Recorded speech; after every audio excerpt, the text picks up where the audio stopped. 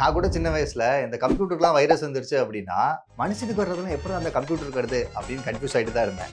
அதுக்கப்புறம் தான் எனக்கு இந்த விஷயம் தெரிய வந்துச்சு. 1982ல ரிஸ்கிரென்டா அப்படின்னு ஸ்கூல்ல படிக்கிற ஒரு சுட்டி பையன் பயங்கரமான வாள். இவர் வந்து அவரை சுத்தி இருக்கவங்கள பிராங்க் பண்றது தான் அவரோட என்டர்டெயின்மென்ட்.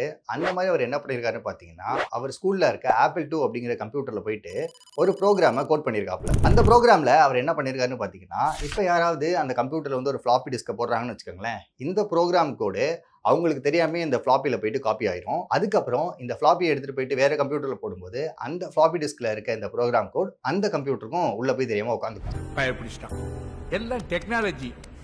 ஸோ இதே மாரி இந்த ஃப்ளாப்பி டிஸ்க்க எந்த கம்ப்யூட்டர்லாம் போடுறாங்களோ, அந்த எல்லா கம்ப்யூட்டர்லயும் இந்த புரோகிராம் போய் உட்காந்துக்கும். அது மட்டும் இல்ல, கம்ப்யூட்டர் நம்ம ஓப்பன் பண்ணும்போது, நம்மள கேட்காமயே அது பார்த்தீங்கன்னா, ஆட்டோமேட்டிக்கா அந்த பாட்டு லைன்கள வந்து அதில ஓட வச்சுரும். இந்த மாரி தான் இந்த பையன் வந்து பிராங்க் பண்ணியிருக்காப்ல. ஒரு ஹியூமன்லேருந்து இன்னொரு ஹியூமனுக்கு எப்படி அவருக்கு தெரியாம வைரஸ் உள்ள போகுதோ, அதே மாரி இருக்கிற எல்லா கம்ப்யூட்டருக்குள்ளேயும் அந்த கம்ப்யூட்டருக்கே தெரியாம இந்த புரோகிராமிங் கோடு உள்ள போய் உட்கார்றதுனால, இதுக்கு வைரஸ் அப்படின்னு பேர் வச்சுட்டாங்க. இவர் என்னமோ இந்த விஷயத்த விளையாட்டா தான் பண்ணாரு. அவருக்கு எந்த தப்பான இன்டென்ஷனும் இல்ல. பட் இவர் கண்டுபிடிச்ச இந்த விஷயத்த யூஸ் பண்ணி, இப்ப பயங்கரமான டெரரிஸ்ட் ஆக்டிவிட்டீஸ் வரைக்கும் இந்த வைரஸ் வந்து யூஸ் பண்ண ஆரம்பிச்சுட்டாங்க. ஸோ அதனால தான் சொல்லுவாங்க போல, விளையாட்டு வினையாகும்னு. எப்படி?